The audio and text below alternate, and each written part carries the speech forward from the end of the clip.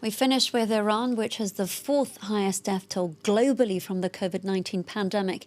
That currently stands at 2,640. Now, these numbers have been trickling in as the Islamic Republic continues to face criticism for its delayed response to the worst coronavirus outbreak in the region. Officials, for their part, say U.S. sanctions are holding up the country's efforts to import medical supplies. For analysis on this story, I'd like to welcome Bijan Khajapour to the program. He's an economist and he joins us from Vienna. Thank you so much for being with us here on France 24, sir. Is Iran's problem as cut and dry as some people might think? We have sanctions on the one side and corruption, which you've extensively spoken about, on the other. I believe that both factors have played a role. I mean, it's not mutually exclusive to talk about sanctions and the impact, the negative impact of sanctions on the situation in Iran, but also to blame corruption and incompetence and mismanagement. So it's important not to view this as a black and white situation. It's not a black and white situation. Would it be accurate at this stage to say that the Iranian government is getting desperate because they have actually released a list of requirements, equipment to battle COVID-19? Definitely. I mean, I don't know if the word desperate is the right word, but there is a definite need for medical supplies, medical equipment, and also medicine. And even though these items, I mean, you would hear the U.S.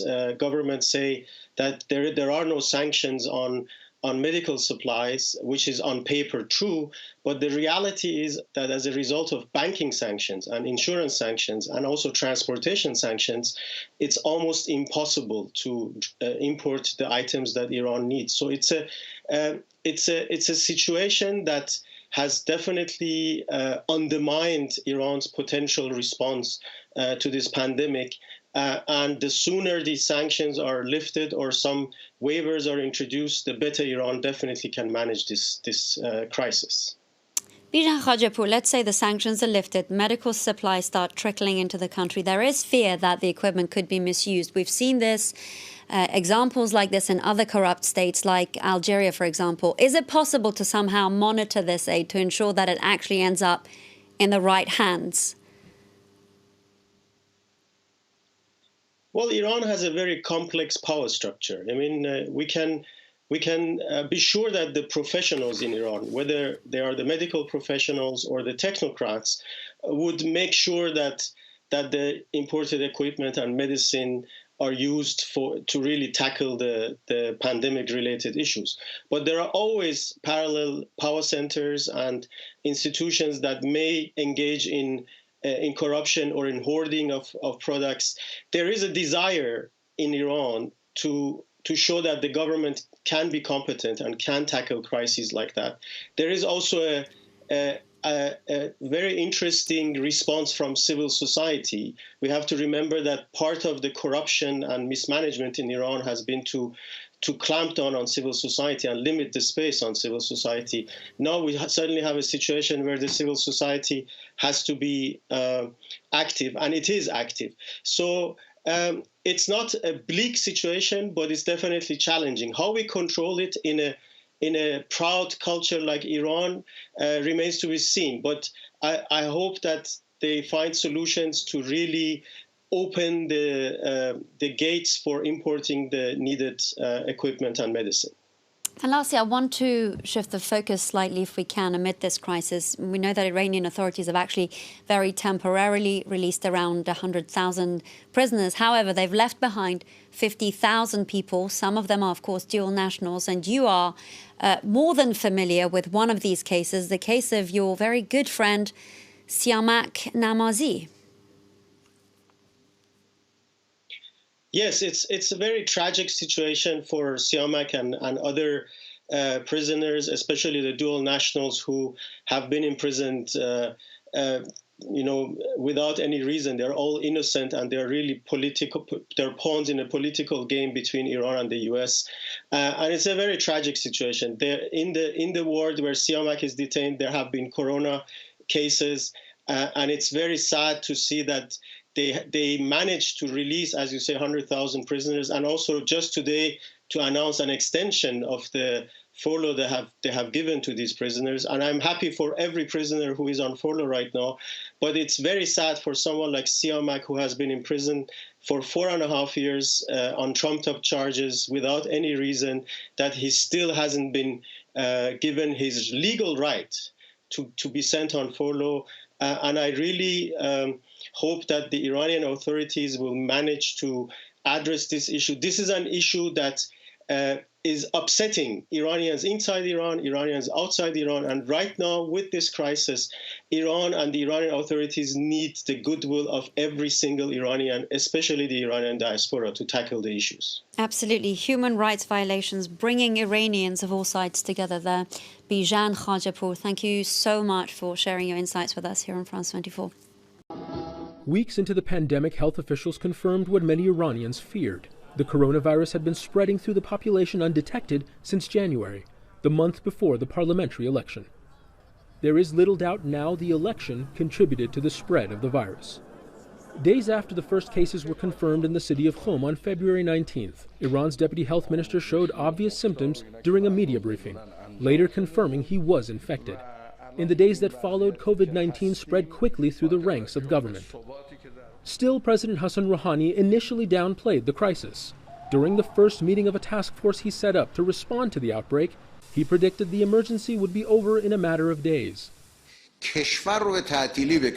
Iran's enemies are plotting to scare our society and push the country towards a shutdown. As of Saturday, everything should return to normal. 2 months in, the government reports thousands are dead and tens of thousands infected. Iran has asked the International Monetary Fund for a $5 billion emergency loan to fight the virus. The government here says the White House is blocking it. Since day one of the outbreak, Iran's leaders have had to weigh shutdowns for the sake of public health against the cost to an economy stifled by U.S. sanctions. Foreign Minister Javad Zarif has described America's maximum pressure campaign as an economic siege that makes it more difficult for Iran to do its part to fight the global spread of the virus, something that he says could make COVID-19 a forever pandemic. Even amid this pandemic, the U.S. government has vengefully refused to lift its unlawful and collective punishment, making it virtually impossible for us to even buy medicine and medical equipment. The Trump administration reimposed economic sanctions after pulling out of the nuclear deal in 2018. Health experts have warned the coronavirus remains a serious public threat. But by order of the president, life begins to return to normal in parts of Iran this week. The capital, Tehran, the economic engine of the country, is expected to see businesses reopen by the end of April. It's a country where small and medium enterprise make up a bulk of the economy, and financial experts have warned President Rouhani prolonged closures will make social unrest and street protests inevitable. Iran's government is making a desperate choice at a time of a global crisis, the health and safety of its people versus the well-being of its economy. It's a decision that many Iranians say the country could afford to put off if it wasn't for the economic pressure from U.S. sanctions. Zain Basravi, Al Jazeera, Tehran. Health officials in Iran are warning of a second wave of cases if people don't follow the advice to stay at home. Iran's reported 158 people have died in the last 24 hours. Remember, there are nearly 56,000 confirmed cases in Iran. And despite the warning of a resurgence, industrial facilities have been reopened. Noor Eddin Edhir was given some rare access to a hospital in Tehran. Here is a look inside. Coronavirus has mobilized all medical staff in the world. Here in Iran, too, all medical staff have been mobilized. We are here at one of the most important Iranian hospitals dedicated to treating people with the virus. The medical teams and staff are available here 24/7 to monitor and diagnose all the new cases. Here is the place where new patients are received and given oxygens via these ventilators. They are then placed under strict supervision as doctors monitor their conditions. The patients are also given necessary medicines according to the international medical protocol in order to help the patients recover. Iran is one of the worst affected countries in the world, but hopes are still high the country can overcome the crisis as more than 17,000 cases have recovered. Iran still needs a lot of ventilators and medicines to fight off the virus, and that's why it's urging the international community to put pressure on the US to allow it to use cash from European banks to import the necessary equipment. Iran also says there will be massive consequences that will disrupt the region if they are unable to contain the spread. A lot of medical researchers are working here in this hospital to test various medicines and their effects fighting against COVID-19.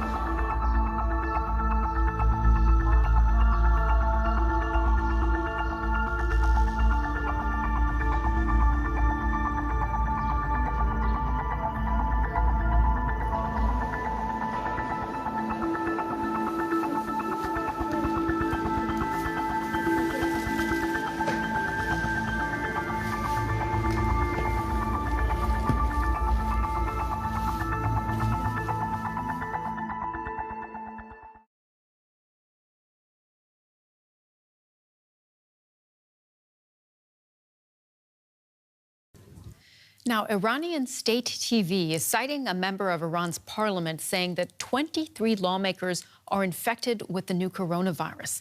The legislator is urging colleagues to avoid contact with the public. Iran has more than 2,500 confirmed cases. After initially playing down the extent of the virus, Iranian authorities now say they're mobilizing the military to tackle it.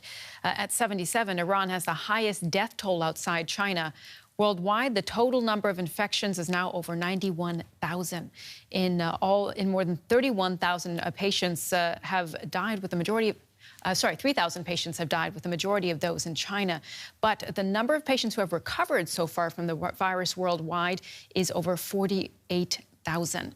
South Korea, meanwhile, has recorded its biggest single-day jump with 851 new cases.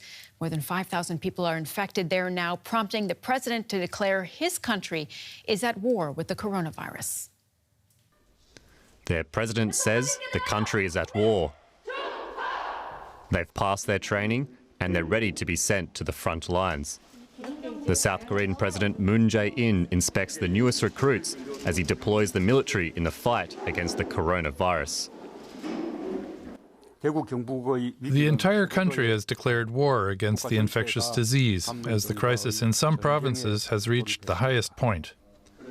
It's a tough first mission. South Korea has reported the most cases outside of mainland China. In the capital, Seoul, drive-through test centres allow residents to get a checkup with minimal human contact, while smaller towns are subjected to thorough disinfection measures. The World Health Organization says the effort is working. The virus hasn't spread to new communities in South Korea. But the WHO added a warning. This virus is not influenza. We are in uncharted territory. We have never seen before a respiratory pathogen that's capable of community transmission, but at the same time, which can also be contained with the right measures. Fear about the virus spreading has led to panic shopping worldwide. In Tokyo, long queues and emptied shelves have frustrated some shoppers. It's not a matter of whether or not to queue. There are no toilet rolls. I checked 2 stores today, but they didn't have any. Despite the public's concern, the World Health Organization remains optimistic that early and aggressive measures can stop transmission and save lives. Well, authorities here in Berlin have just reported the latest figures on the coronavirus in Germany. And let's bring in our political correspondent, Nina Hase, with the latest on that. Hi, Nina. What have authorities said about the state of the outbreak here in Germany?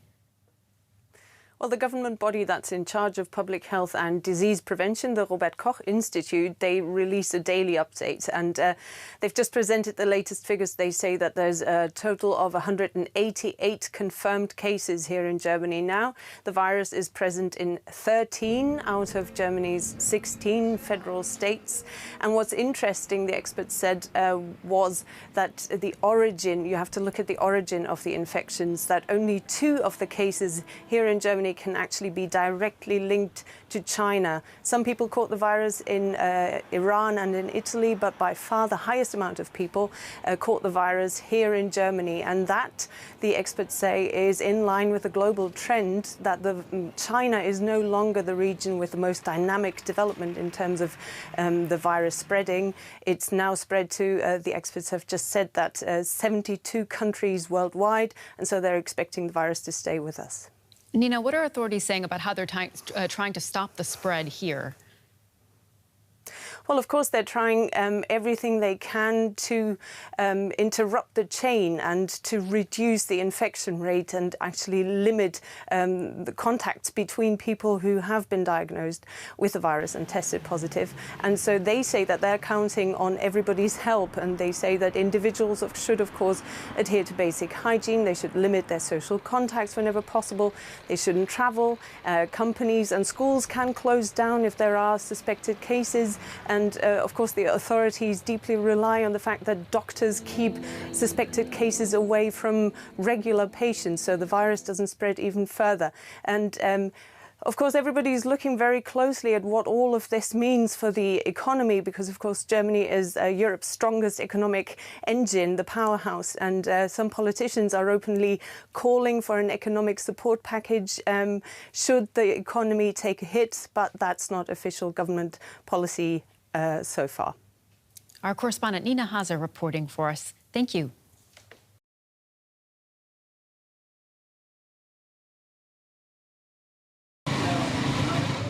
Tehran's ancient bazaars are the beating heart of this city. The coronavirus means it's beating a little softer these days. With stay-at-home orders still in effect, the call to prayer comes from an empty mosque. The city's bread makers carry on to make sure people have enough to eat. Our work is easy, we're comfortable, we have no problems. But nobody brings us hand sanitizer, disinfectant or masks. The government brought nothing. We have to pay for it from our own pocket. COVID-19 has done what for years economic sanctions failed to: bring Iran's economy to a near standstill. Iran's government is looking to breathe life back into businesses as soon as possible. The Grand Bazaar is the symbol of Iran's mercantile tradition, and it really is strange to see this place so empty.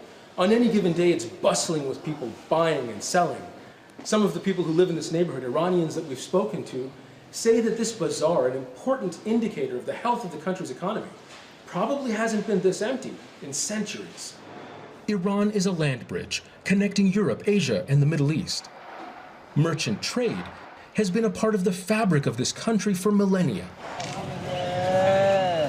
If shops don't reopen soon, Iranians worry some may never be able to open again. All these years that we have been doing business here, we've never seen such a vast closure of the bazaar. The reason is this virus that showed up. Disease is disease. It's not up to me or you. It happens. If I'm going to contract corona today, I'll get it. If I don't contract it, I won't. It is up to fate. The coronavirus is still killing people, but a nationwide travel ban will be lifted this month, and shops will begin to reopen this week. The Grand Bazaar, with narrow alleyways full of people, would be the perfect place for a virus to spread. So most markets like this will remain closed for now. President Hassan Rouhani has said people can begin to return to work safely. The head of Tehran City Council disagrees. We are concerned about another outbreak in Tehran. We expect the National Counter-Corona Task Force to use the city's council's experience to make more realistic decisions. Traffic jams are already a common sight once again. Health experts have warned relaxing control measures that took weeks to implement risks a second outbreak. But whatever the numbers, whatever the warnings, whatever the risk, to save Iran's economy, the government says roads and shops must reopen. And whether people like it or not, it is already happening. Zain Basravi, Al Jazeera, Tehran.